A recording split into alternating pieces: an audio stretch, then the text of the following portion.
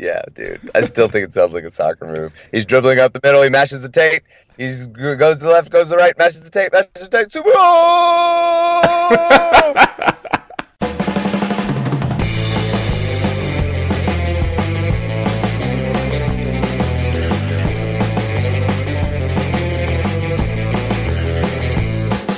Hello, everybody, and welcome back to the Tether Radio Podcast, the only podcast keeping you from spiraling out into the infinite abyss.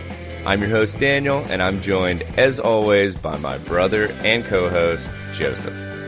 Hey, what is happening? Not a whole lot, dude. Just wrapping up the weekend. Got to take the kiddo to the zoo on Friday, which was awesome. Got to grill out steak last night, which was also awesome. It made me really happy. So, dude, the weekend was built for meat, for sure. Exactly, dude. Exactly.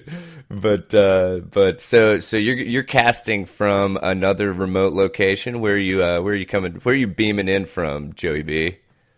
Yeah, I think it's safe to say that I am you can count on me to be the monkey wrench in this whole thing. I seem to be casting from space most of the time, but no, we have a small business that does some business with music festivals, and we are up here in Brooklyn, Michigan at Faster Horses, CMA's Country Music Festival of the Year 2018. Fuck yeah. So awesome. Yeah, man, it's there's quite the crowd here. Quite the crowd. Well, cool. Rock and roll, man. Well, we'll go ahead and hop into this episode and try to get this shit kicked off on the right note. But so I pulled this one from the Fayetteville Observer, which is it hasn't really come across the desk of Tether Radio articles ever, I don't think, and I'm not sure if it ever will again. So, but yeah, they're dealing with a little problem. Hit me. Say what, dude? I said hit me with it. Yeah. So basically, these guys are trying to, or not these guys, but I'll start with the article name. How about that? NC to decide whether craft brewer may sell beer named Polygamy Porter. So there is a brewery, and I think they called it like it's just the Wasatch Brewery out of Utah, I believe. Yeah, Salt Lake City. And they brew a beer that's called the Polygamy Porter with the slogan, "Why just have one and take some home to the wives?" So they basically want to start distributing in North Carolina, so they have to have their entire lineup of beers approved by the North Carolina Alcoholic Beverage Control Commission. And as of right now, it has been rejected because the reasoning is polygamy is illegal, therefore these products will not be approved. Wow. Wow. Okay, so here's the deal. I've had Polygamy Porter. Good? Yeah, it is good. And so the Wasatch Brewery is out of Utah. Mm-hmm. And when I was working for a company where I traveled a lot, we used to spend a lot of time in Utah. Gotcha. Yeah. Well, damn, dude, it's interesting. Is that I don't know. I mean, did they have a pretty good beer lineup? Is it a pretty good brewery? Is this a battle worth fighting? So it kind of is. It kind of is a battle worth fighting. It's a delicious beer. And but what's interesting is in Utah, right? Mormons reign supreme. Yeah. And polygamy is a thing. Yeah, it's kind of interesting because their Bud Lights, all beer. I think I'm I'm spot on in saying this, but Hmm. production beer, production grade beer, like the not production grade, but like the big breweries, Hmm. by law in Utah, their beer has to be at 4%, So I think. yeah, so And that's I funny that you'd bring that up, dude, because when Megan and I were in Colorado, that's they do something very similar. That it's like the Bud Lights and stuff are like 3.5 or like 3%, 3.5%, and to get like full bore Bud Light, which is a fucking laughable statement in the first place, you have to go to the liquor store. yeah, yeah, it's the case, man. It's the case. So then they have like that, that's what they have. That's what they Hmm. serve.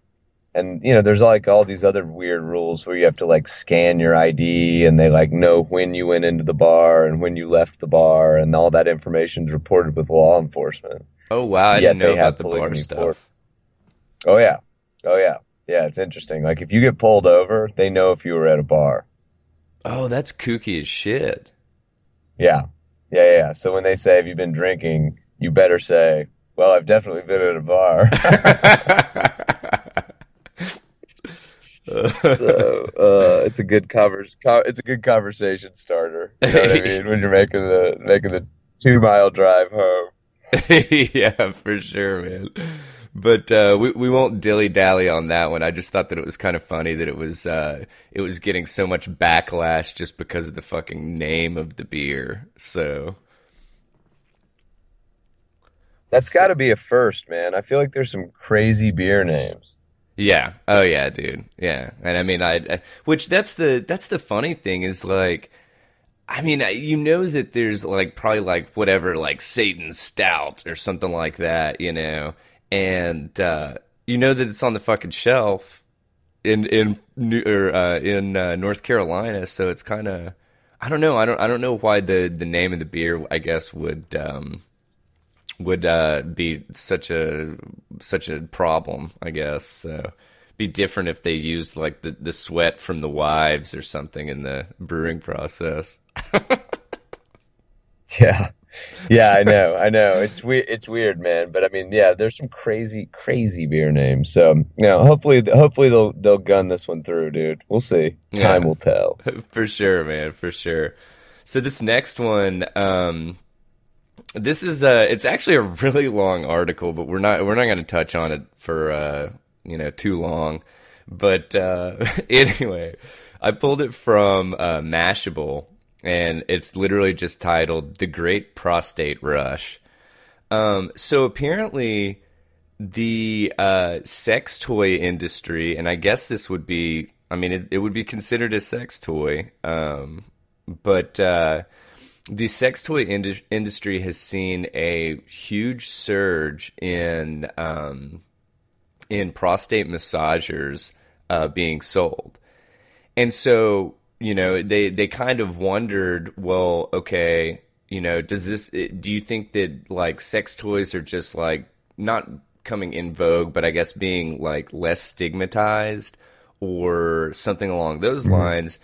Could it have something to do with like an increasing like homosexual population or something like that? Well, the funny thing about this article is they're saying that the most surprising thing about this is the majority of the increase was from heterosexual cis males, which which is just hilarious to me. I mean, like it's from 2012 to 2018 alone, sales doubled from this product developer called Aneros. And apparently they had the world's Mhm. first dedicated prostate massager. And their sales doubled, and then other retailers have reported rises by around 40% a year. Which I love the names of these things. It's just so fucking incredible. The way that this article is written, I would urge everybody to read it because it's just like, it's the most eloquent butt play explained, like kind of thing. It's like, A decade ago, even a well-stocked and open-minded sex store chain like Babeland only carried one or two prostate-focused toys. Today, they stock almost 30 different models produced by almost a dozen different companies, like the high-end luxury toy maker Lilo. Yeah, and they're just talking about like it's just really it's an interesting article in my opinion. But they had a girl in here that they excuse me, that they interviewed, and apparently a sexologist is a thing. Carol Queen pointed out, yeah, right.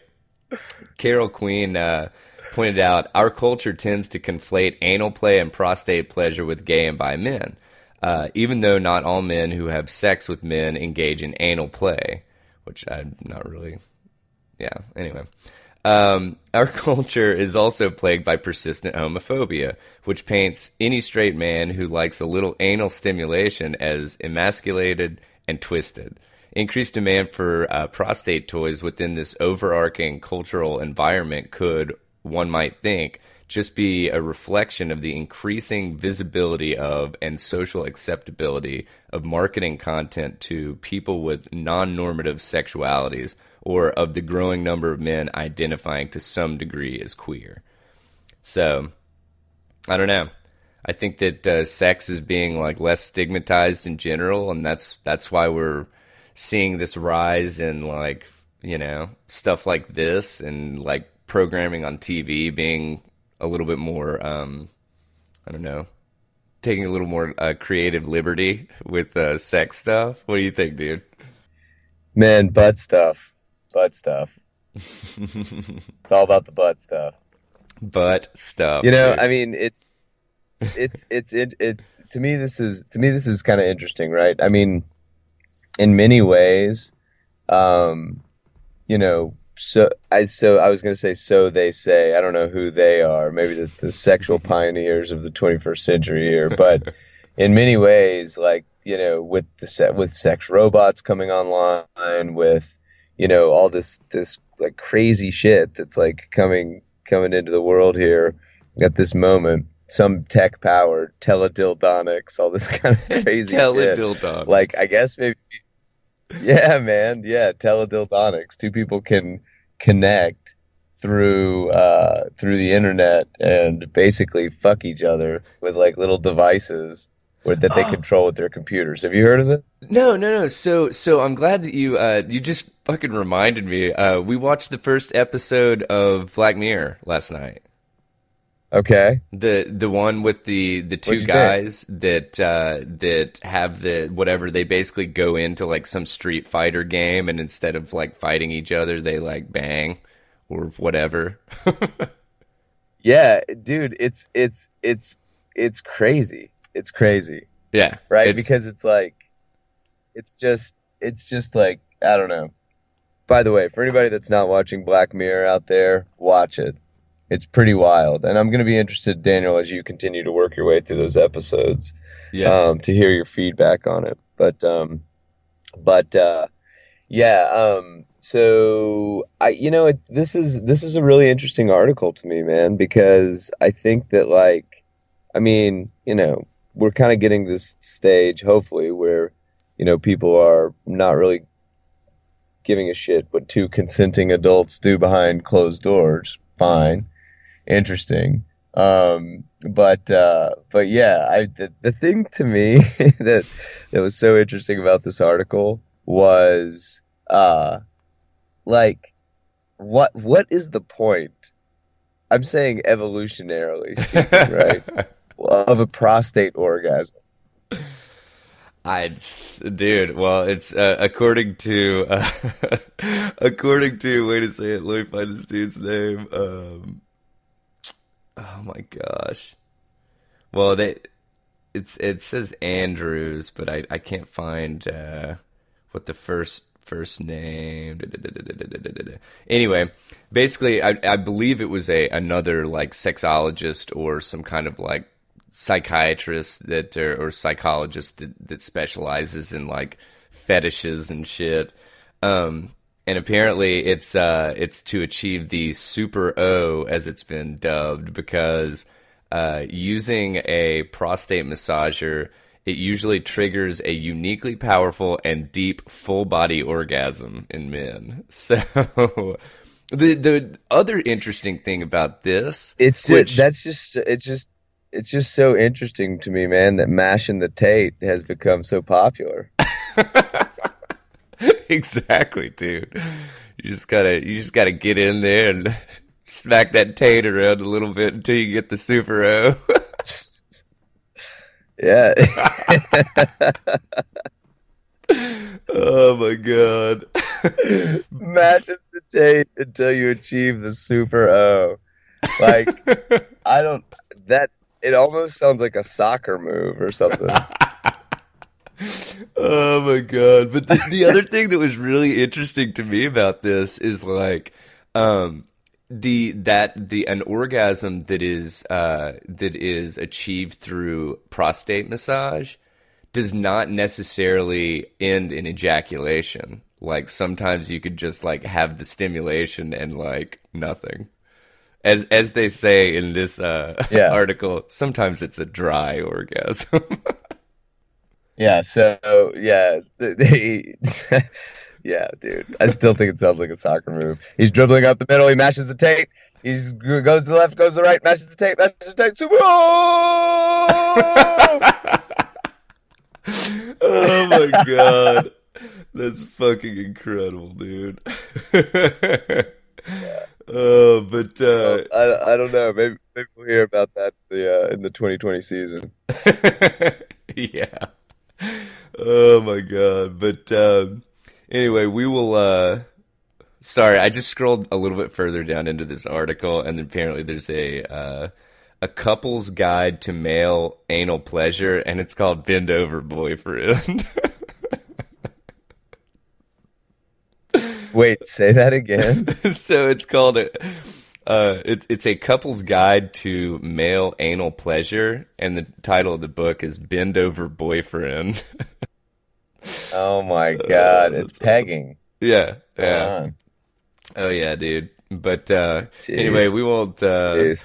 we we won't hang around on this article that much longer. So we'll go ahead and cruise. Because this one is actually, which with Tether Radio, we kind of obviously we pop around on a bunch of different issues and stuff and articles, and we're gonna cover everything from like sex robots to cryptocurrencies and shit. So yeah, so this one's obviously a little more tech oriented. But the Next Web had an article called Google Expected to Achieve Quantum Supremacy in 2019. Here's what that means. So I actually had to do a little bit of kind of background research to figure out what the fuck even quantum computing entails. And it was Uh-huh. actually really interesting. I still don't fully understand, but Joseph and I actually had the opportunity to kind of discuss a little bit when we were going over articles, and just kind of because I mean, dude, the crazy thing about quantum computing is it combines like computer science and physics. And that is just in my head, those are like two completely compartmentalized fields, you know? And it's just it's some really cool shit. But to get into the article a little bit, basically what they're talking about is you have classical computing that is like a binary system that deals with the smallest part being like a bit, I believe. And then so that's built up, and then obviously it goes into bytes and all that jazz.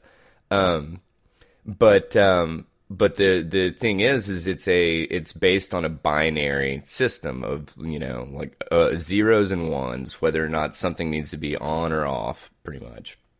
And with quantum computing, it's dealing with everything in between zero and one, kind of thing.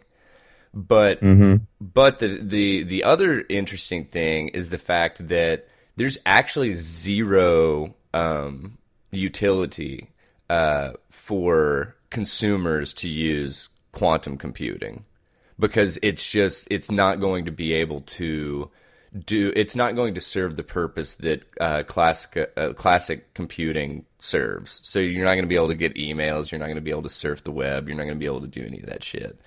What quantum computing really deals with is it's let's see, where was it?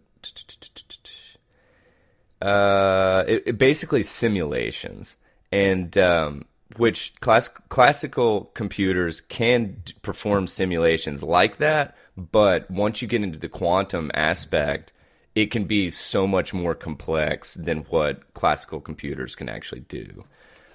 So I mean, basically, the people that are going to be able to utilize these and actually, achieve something with it is companies like NASA and institutions like MIT. But the other cool thing is, are you familiar with Moore's Law, Joseph? Yes, Moore's law being for it's like every like computing power doubles, but the cost of that computing power halves, I Hmm. think is basically what it is. Yeah, basically the speed and capabilities of computers doubles every 2 years, kind of thing. So, and I'm sure Got it. looking at it socioeconomically or economically, I would say that obviously the price is going to go down because the technology advances. But with quantum computing, it actually they use this other law, and it's called Nevin's law, that was made famous by let's see, it was a guy at here we go, Google's quantum guru Hartmut Nevin, and he stated that quantum computing technology is currently snowballing at a double exponential rate.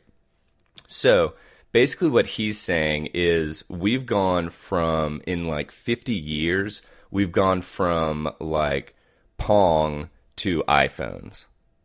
Okay. And what he's saying Hmm. is we're going to be able to make these advances so quickly with quantum computing that they're expecting to have this quantum supremacy, which means that basically that this whoever achieves that is the front runner for quantum computing. They're expecting to have that achieved within like months from now, kind of thing, like maybe like early next year, kind of thing, which is just blows my gourd. But they basically were saying that it's kind of like going to work, and this guy was quoted as saying, "It looks like nothing is happening, and then whoops, suddenly you're in a different world." That's what we're experiencing here. So it's just this: it doesn't hit, doesn't hit, doesn't hit. Holy shit, we can time travel. You know what I'm saying? Yeah, I think it's I think that quantum though. So I have a really interesting friend who he dropped out to pursue tech and programming full time, Hmm. but an interesting friend who went and got a master's in physics and then was pursuing a PhD in physics Hmm. and at Yale, which is like a top physics school. Hmm. And his core study was quantum computing. Yeah. And as I talk about this stuff with him, he's just like, we're so far away. Hmm. And so I just would be, so far away from like full quantum computing. So it's just I wonder like what the benchmarks or I guess milestones are.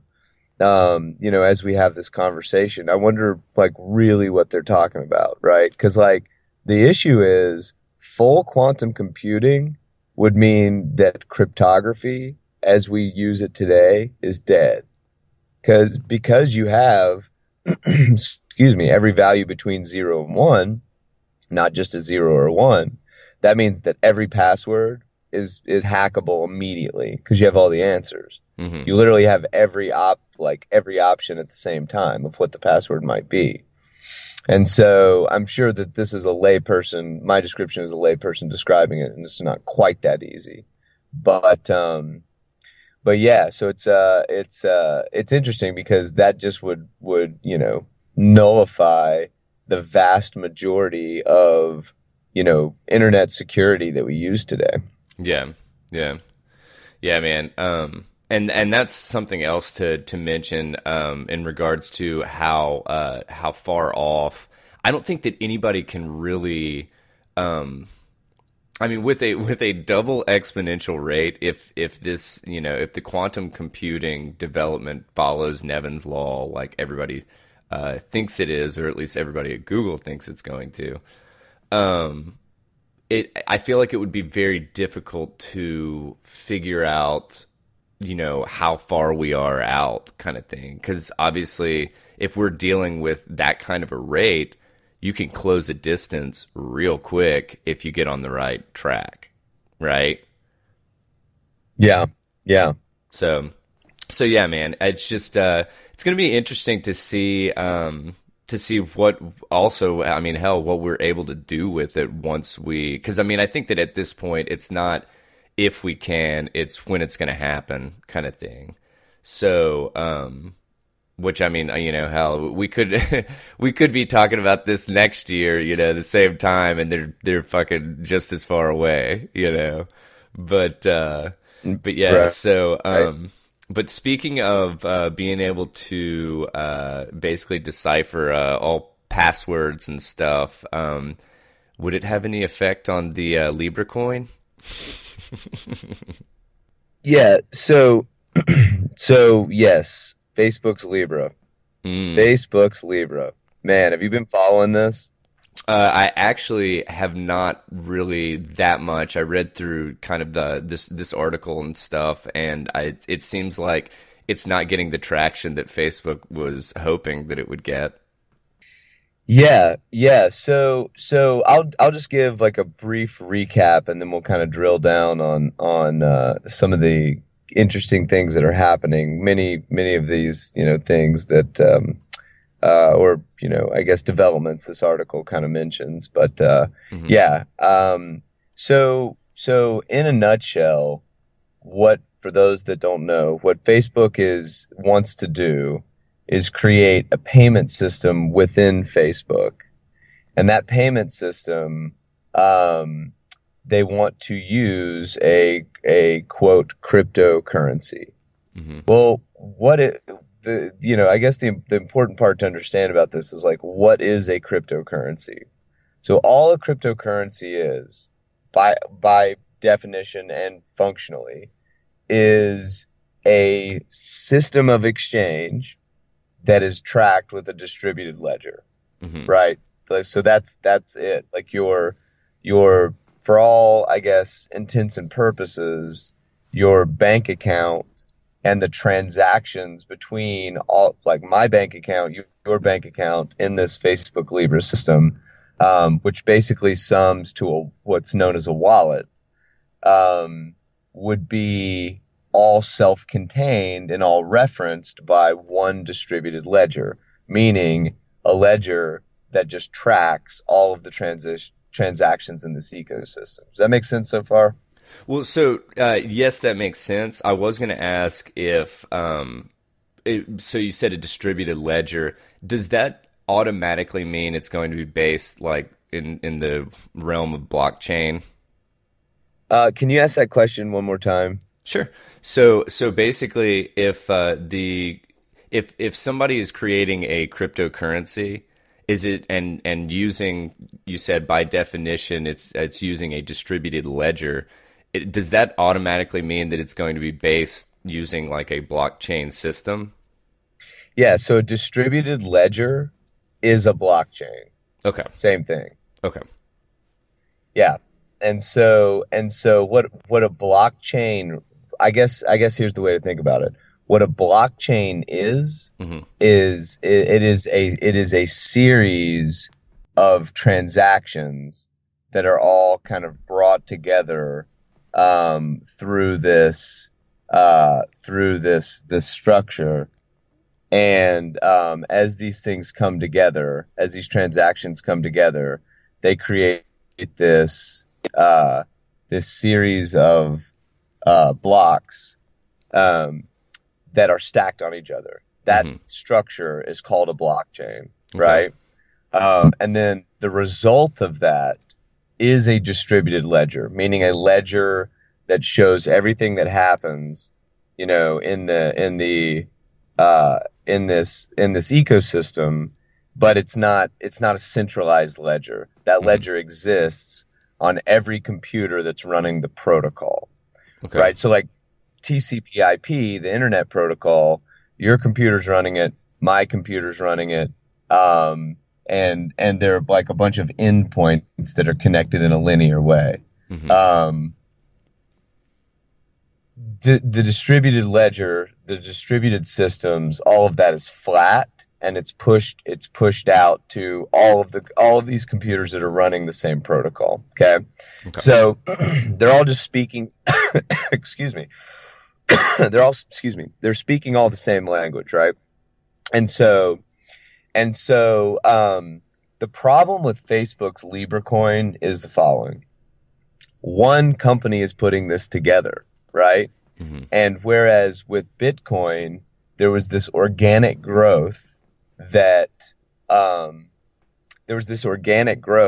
where random ass people started using the Bitcoin blockchain. You ended up in a situation where somebody in Argentina is running the Bitcoin blockchain. Somebody in Texas is running the Bitcoin blockchain. These people don't know each other because the beauty of the structure, the computing structure, is that it aligns incentives, and we could talk about the economics later, but it aligns incentives in a way where total strangers can do business without trusting each other, right? And so the problem with Facebook's Libra coin is that, they're saying, oh, well, we're going to spin up a nonprofit, and this nonprofit is going to, develop the technology and update the technology and run Libra coin. But now the cat's out of the bag. Like what cryptocurrencies are, it's the power of a truly distributed cryptocurrency is that a government quite literally and physically cannot possibly shut it down. There's no way. Yeah. Like now it's if the United States government said, okay, no more Bitcoin, it doesn't matter. Like they could make it illegal to run the protocol, but the protocol is still running all around the world. Yeah. So, the only way that you could shut a system down like Bitcoin is if all governments together completely colluded and said, no, this is impossible for, to happen, worldwide. But still, even then, you could use layers of the internet that are non-obvious to create, for example, on the dark web, to create interfaces which people would use to still interact with the blockchain. As long as there is internet connectivity somewhere in the world, Bitcoin will survive. The problem with Libra coin is that now they've got to seek the approval of, regulators to even get out of the gate. That's number one. Yeah. And then number two, there is one company that is suggesting that they're going to get this project kicked off. And then they're basically, if you look at their friends and partners page, they're basically going to ask some of the biggest companies in the world to come in and quote, and run nodes, which means run computers that are rewarded for processing, these transactions on this blockchain that they're building. So it's really just fucking centralized, right? It's really just like a facelift on the traditional financial ecosystem. That's number one. Number two, and I think this is kind of the more fascinating question here. Facebook has the power to kick Alex Jones off. Facebook has the power to kick you or me off. Do you really want to be in a situation with money where you're kind of at the whim of, this company as to whether or not they want to deal with you? Like when that's, it's just, that's the situation we're in now, right? If you call your bank and they say, nope, sorry, Daniel, you don't have access to your money, they can make that happen. Yeah. So that's the reason that people are interested in, cryptocurrencies is because of the freedom that it suggests and the ability to kind of, transact peer to peer. And so this doesn't really seem to accomplish that. All of that being said, the reason that it still might be successful is because if you look at the banking system worldwide, there are billions of people that do not have a bank account, that are completely unbanked, Hmm. right? And so to the extent that Facebook can use a semi-distributed system to allow people in Zimbabwe to transact directly with people in the United States outside of the traditional financial ecosystem, like that's kind of interesting theoretically, but it's also very, very dangerous as traditional financial institutions look at this. So the result has been that Congress has put Facebook's Libra coin project on the back burner. There was I don't know if it was a bill or a resolution or whatever. I'm not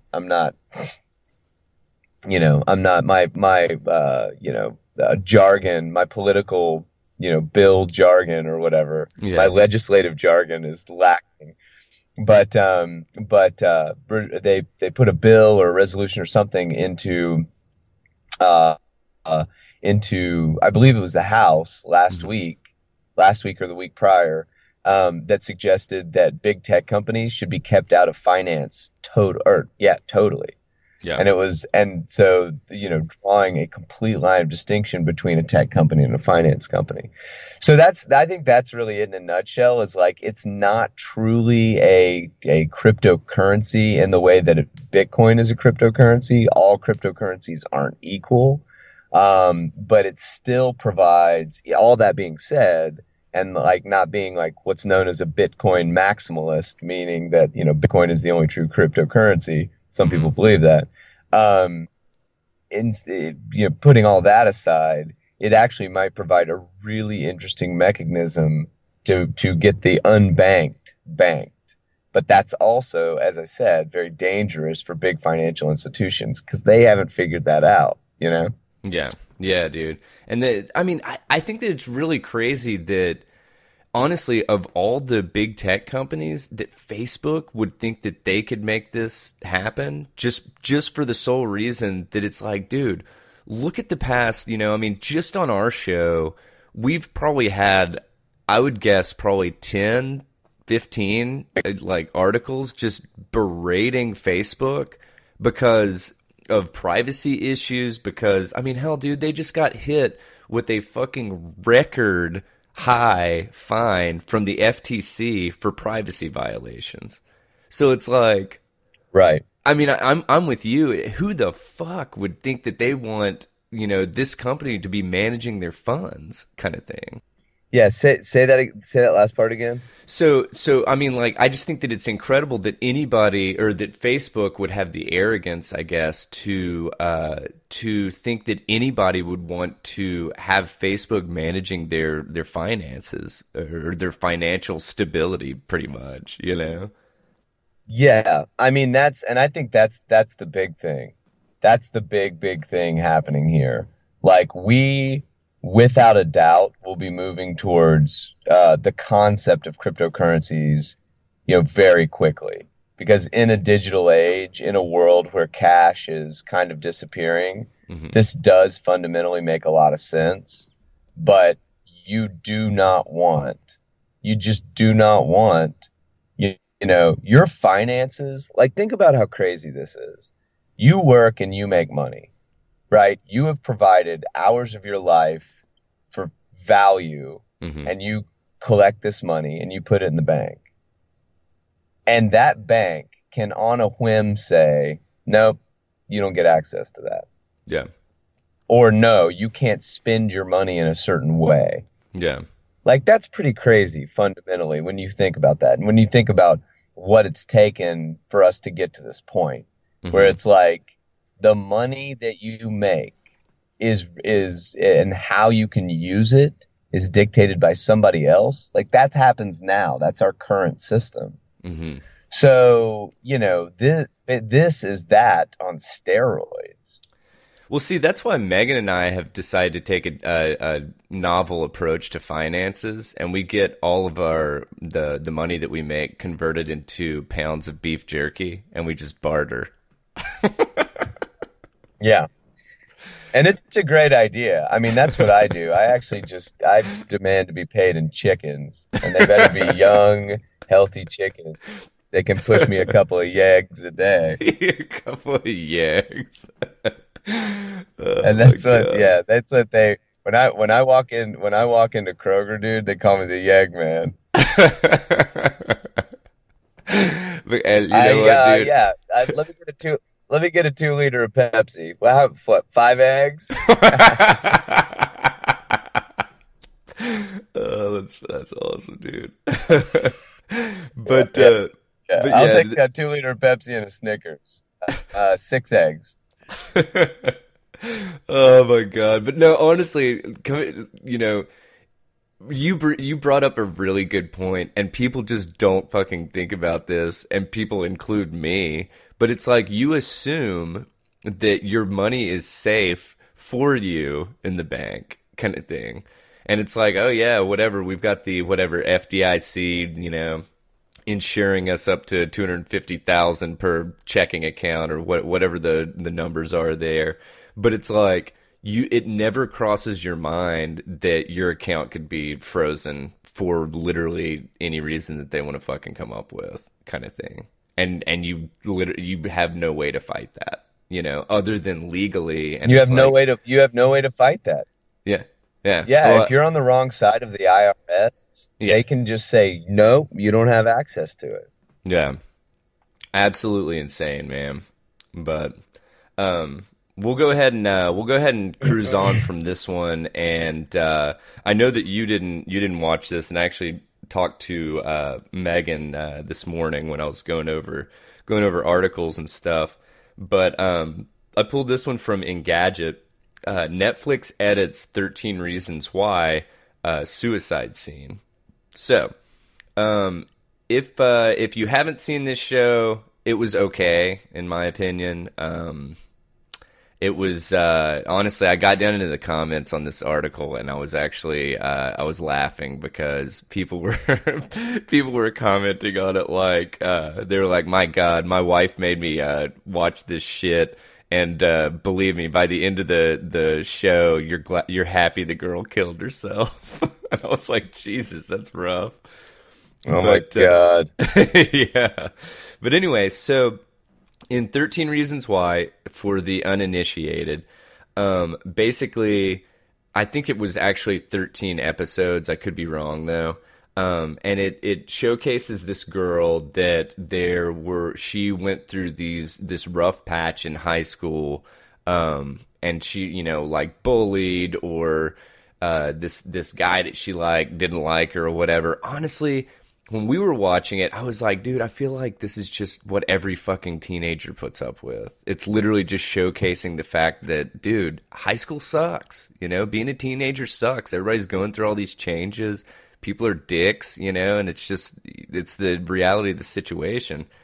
But yeah, so they during the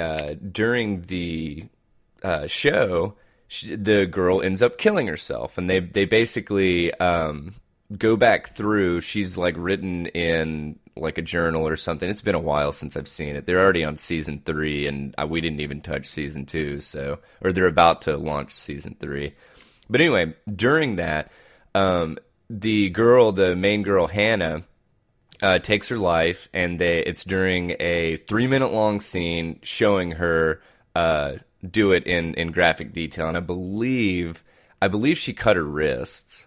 But I mean, they showed all of it. And I mean, dude, suicide is a fucked up thing. I will not argue that.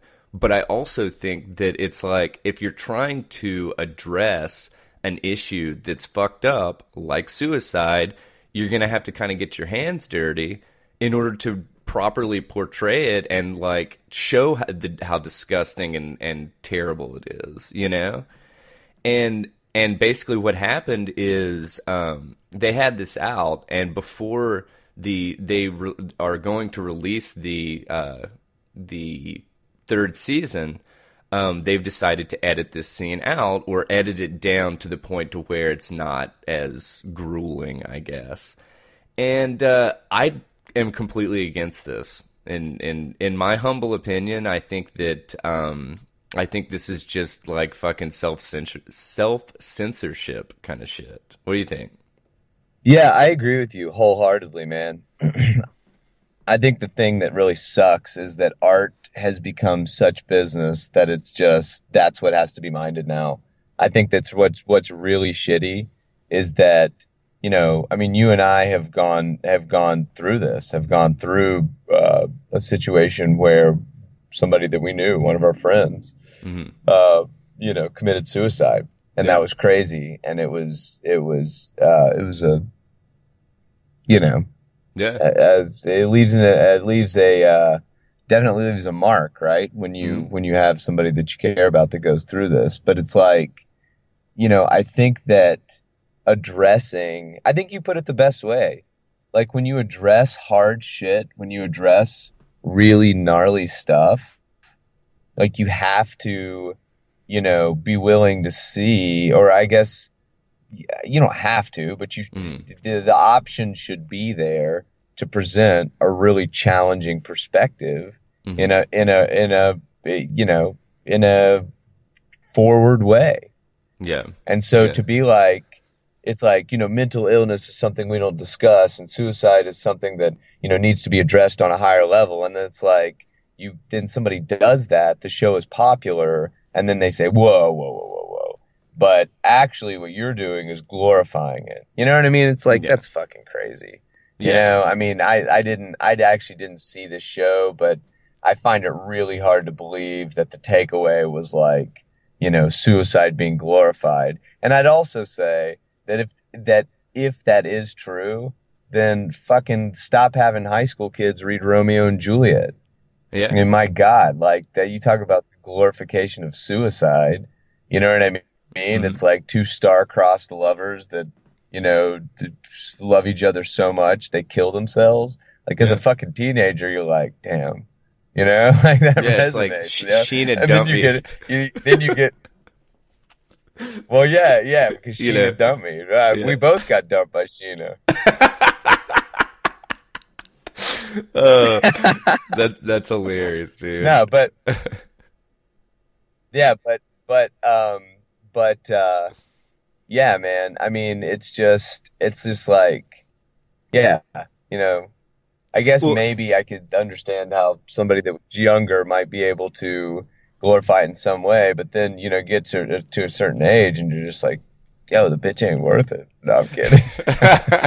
well, no, and the other thing that I thought was actually kind of funny that they even mentioned because I was just like, it was a complete eye roller in this article. But they said, and I'll just read this little passage. Over the past couple of years, a number of research teams conducted studies looking into the show's impact. Just this May, the National Institute of Mental Health released a study that shows a 28.9% increase in suicide rate among peoples aged 10 to 17 in April of 2017, a month after the series began streaming. That said, the study couldn't find a causal link between the show and the suicide rate. No fucking shit. Because, dude, the suicide rate and Yeah. mental issues has been fucking skyrocketing in the United States for the past, like, fucking, what, like 2 decades? You know? Yeah. Yeah. I mean, that's just silly. That's just silly. It's like people Yeah. saying, Well, yeah. Mortal Kombat in the 90s was like, responsible for rises in violence. It's like, give me a Yeah. fucking break, man. It's not like people were like running around screaming, finish him. Yeah. Was that Nancy Reagan that got the whatever ESRB? I think it's the ESRB put in place. Wait, say that again. Do you know if it was Nancy Reagan that wasn't it Nancy Reagan who was like really no, it was Tipper Gore. That's who the fuck it was that was Tipper berating Gore, yeah, no, yeah, Tipper Gore yeah, was yeah. the Nancy Reagan parental was fucking advisor. 80s, so yeah, yeah, yeah. But yeah, she got the ESRB put in so that I had to get Joseph to buy me Grand Theft Auto 3 when I was underage. Yeah, dude. GTA, Do you hear baby. that shit? GTA for life, man. But anyway, so getting back to this article, I think that it kind of just came down to the fact that it's like, you know what, dude, this is a stamp a fucking disclaimer on the beginning of that episode or something along those lines, the beginning of the show, which I'm sure they probably already have, and I just don't remember. But dude, stamp a disclaimer and say, hey, there's going to be some, intense stuff during this episode. Whatever. If you can't handle it or don't want to see it, maybe like fast forward or skip this episode or whatever, and just leave it at that, because it's just the censorship of art and like entertainment and stuff. I in my opinion is just I just completely do not agree with. So, but let's Yeah, see man. what Yeah. else we It's got. I just think that you hit the nail on the head, man, when you said, if you want to discuss and think about and present really challenging topics, like, then Mhm. it's going to be hard to watch, but they've got to be presented in a way where they're approachable. And if that makes them, by Mhm. being approachable, it makes them seemingly marketable. Like, where do you draw the line between that and glorification? Like, I have no idea. It just seems like talking about it seems more valuable than not talking about it. Yeah, and honestly, I think the show really did do a good job of kind of bringing that discussion back to the forefront and like being like, you know what, dude, because they do portray in the show, everybody can probably think of a time in their life that it was just fucking not good, and I mean, I'm talking about like it could have been months, could have been years, kind of thing, but that it was just it was just not a good situation. But anyway, so what we'll do is we'll go ahead and cruise on to the next episode. Or the next episode, geez, the next article. I'll go ahead and cruise on to. You want to do the Tinder one, or do you want me to cruise into the opioid stuff? Okay, so let's go ahead and move into this Tinder article. Did you get a second to check any of that out? Yeah, yeah, yeah, for sure, for sure. All right. So in a nutshell, this is kind of interesting. Tinder has activated the ability to engage the app outside of the Google Play Store, right? Mm-hmm. And so, the Match Group owns Tinder, so it's a big company that owns like a super popular kind of startup app, right? Mm-hmm. And so, yeah, I mean, they have moved outside of the bounds of the Google Google app ecosystem, and they are now just avoiding that 30% surcharge that Google puts on apps that are in the Play Store. Yeah. Which is really interesting because like Google and Apple have had like damn near, I mean, I guess a monopoly is one, but damn near total market dominance for app marketplaces. Yeah, which that was something that was kind of interesting to me about this is honestly, I don't know how are they able to run like this marketplace of apps? Well, especially Apple, Right. and which is obviously getting a little bit away from this article, but how are they able to do that and avoid like antitrust stuff or whatever? Because if you basically download an app on an Right. iPhone or an Apple device, Right. you have to go through the App Store unless you like allow third party whatever installs and stuff, and you might even have to fucking jailbreak your phone or something like that.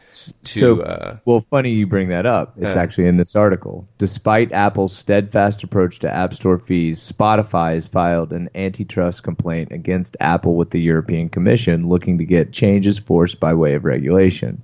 The EU is now in the process of investigating Apple for alleged anti-competitive tactics, with Spotify arguing that Apple's 30% cut puts third-party services at a disadvantage when competing against its own offerings like Apple Music. Yeah. So, I mean, that's the play, is right, to consolidate and exercise a level of control over these different apps that are in these different app marketplaces. Yeah. So, I mean, I think that, in tech generally, and probably one of the reasons that cryptocurrencies have kind of captured everyone's imagination, is that decentralization is really just a popular theme right now.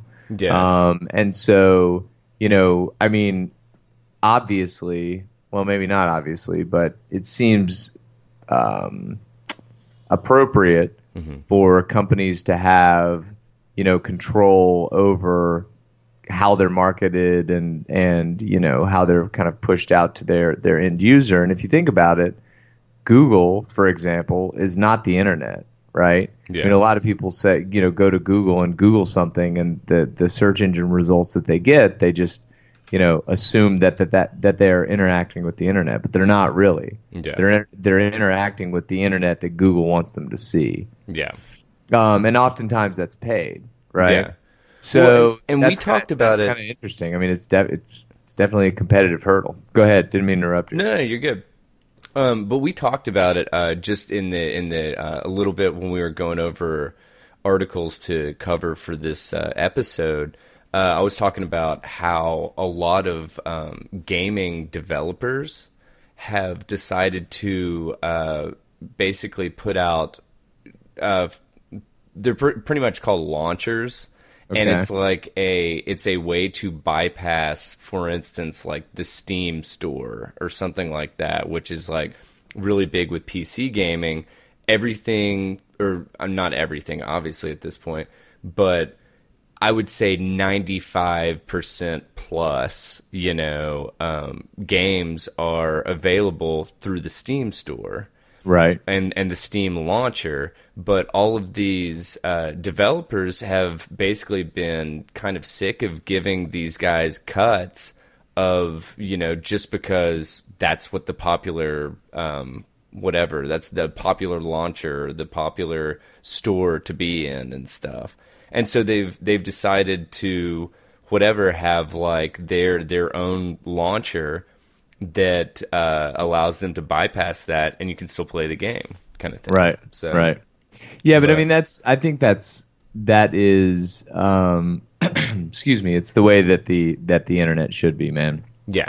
No, I agree. I agree entirely, because I think that currently Apple and Google have entirely too much control over like literally the curated content that people receive. Yeah. Yeah, and I think peer to peer. I guess let me back up. The value that a company or a person creates should be theirs to capture. Yeah. Yeah. And so to the extent that things like this, enable that, I mean, I think that's, which may be a unpopular truth here, but that's kind of the best version of capitalism. Yeah.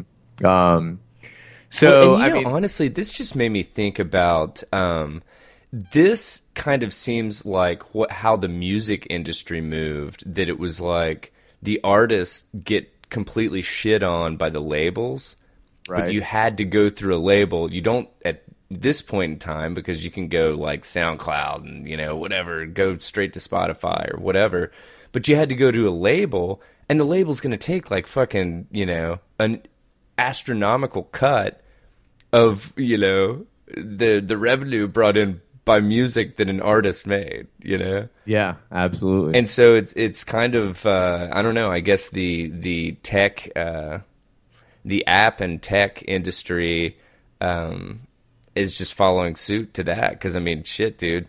At this point, I think like music labels are not doing too hot. The music industry isn't really doing too hot because of streaming, I think. Yeah, well, it's interesting because the way that the music industry has well, artists make money today is by touring. Yeah, yeah. I mean, that's it. I mean, and like merchandise, right? Touring and merchandise, yeah.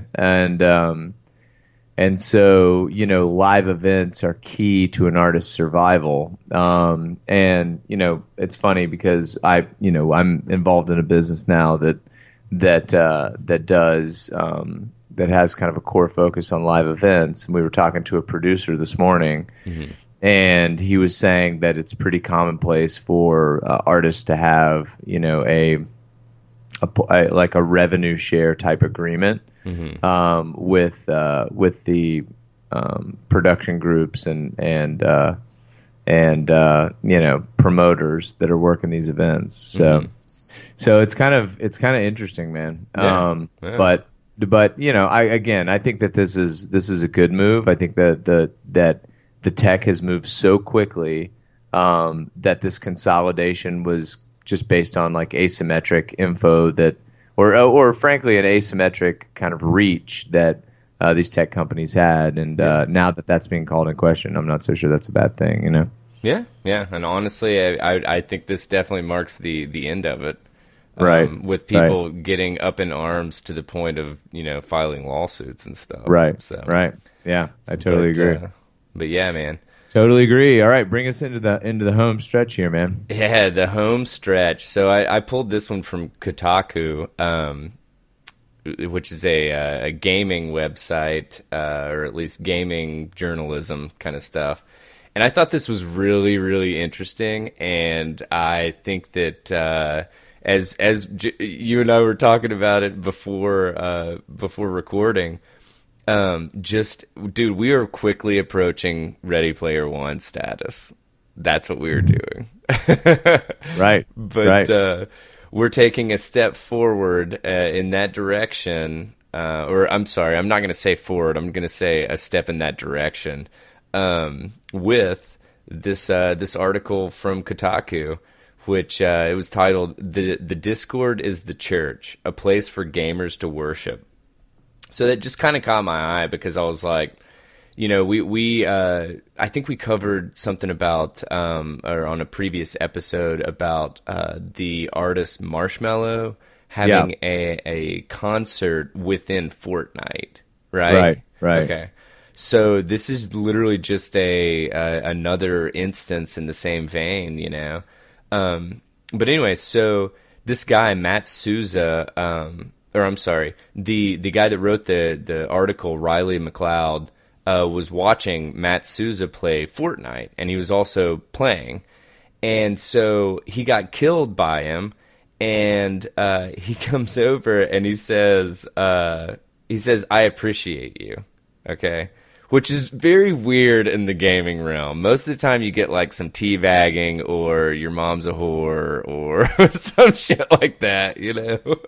Right. And so he goes, "I appreciate you," or whatever. And so the guy, Riley or whatever, was like, "Oh, well, that was kind of strange, but whatever, let's keep going."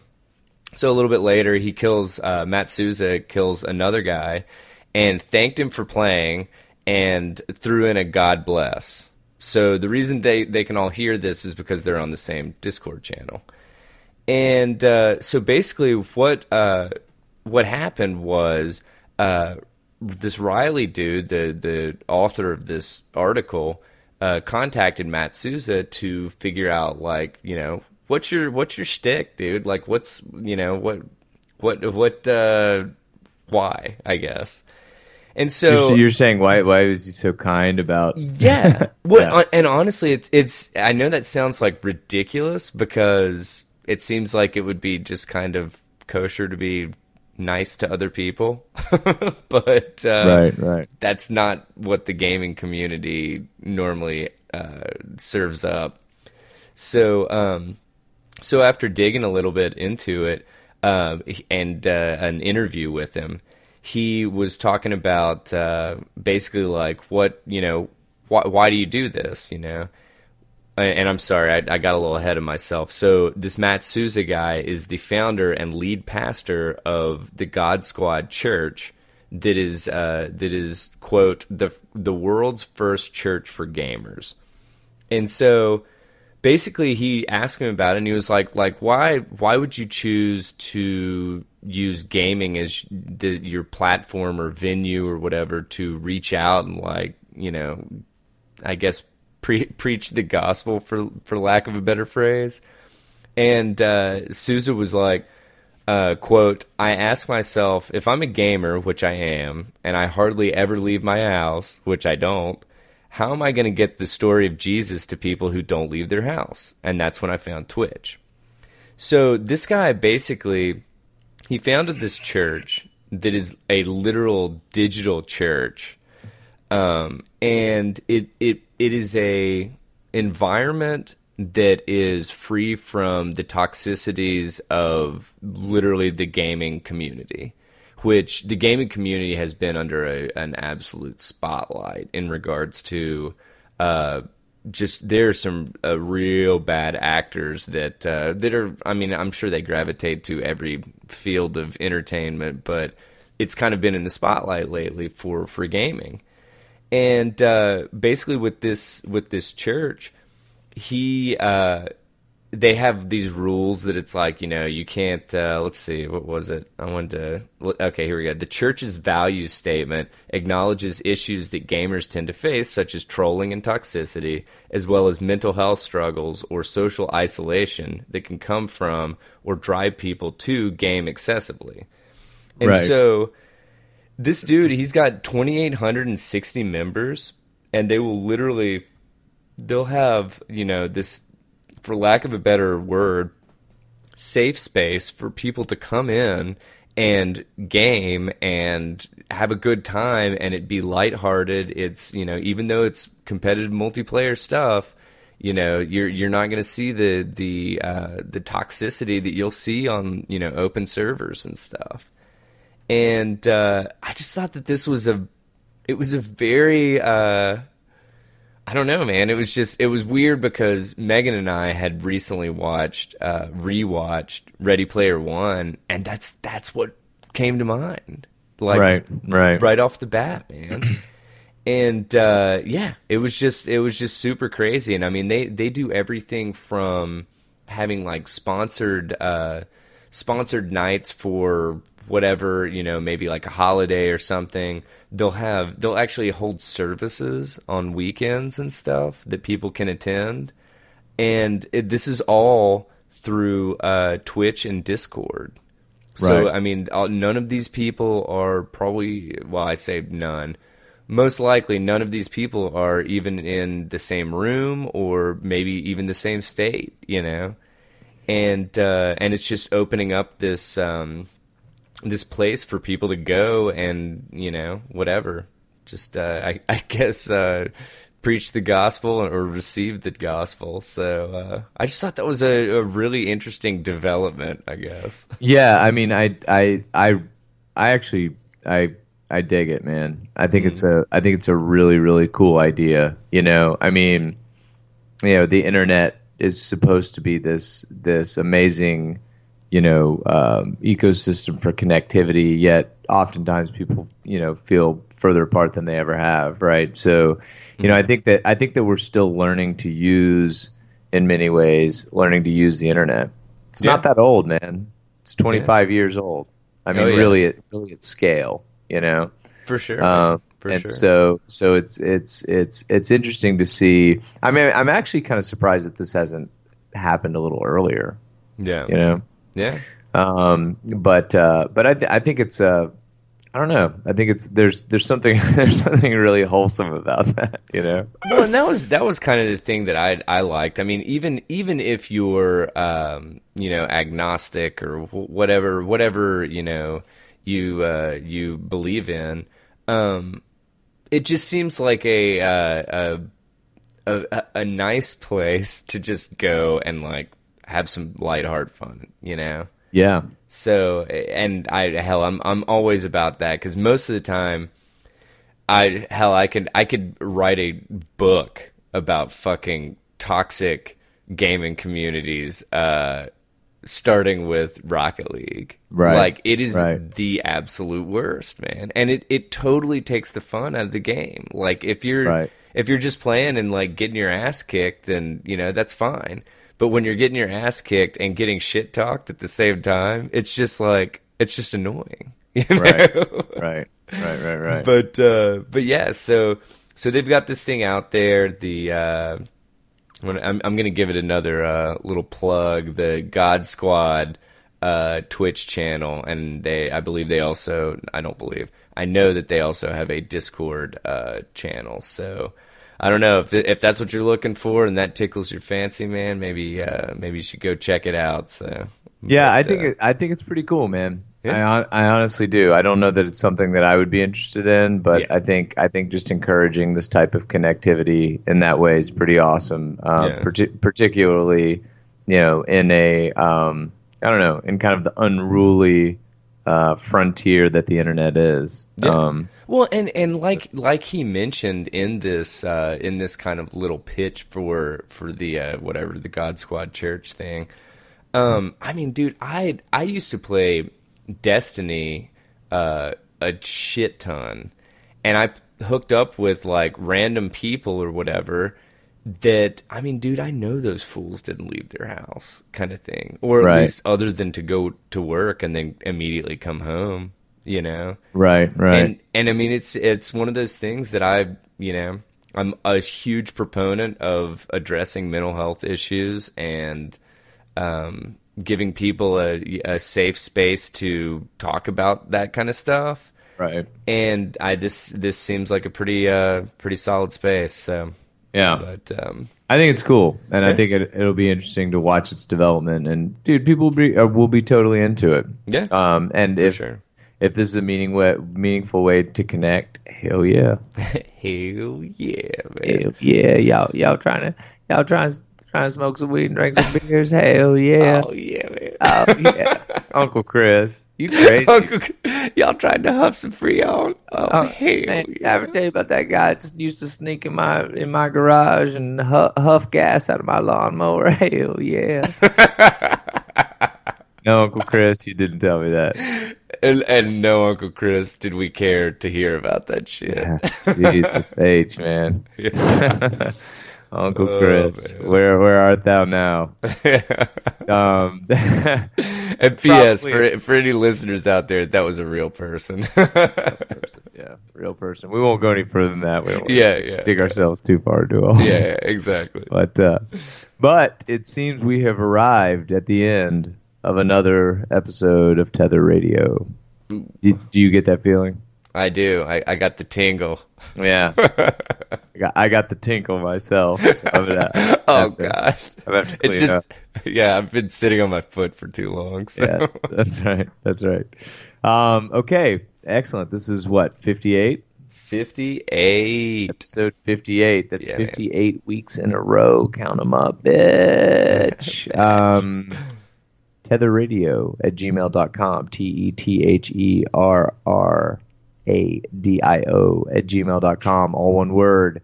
Shoot us your notes, your hate mail, your praise, your questions. Bring it on. We love to hear it. On Twitter @tether_radio. Instagram, same damn handle @tether_radio. Facebook, Tether Radio, all one word. That's TETHERRRADIO. All right. So gearing up at 59. Let's get into the kitchen and whip that batch up. What say you? Let's do it. Right. This has been episode 58. I'm Joseph. And I'm Daniel. We thank you for joining us. Stay tethered, friends. Talk to you next week.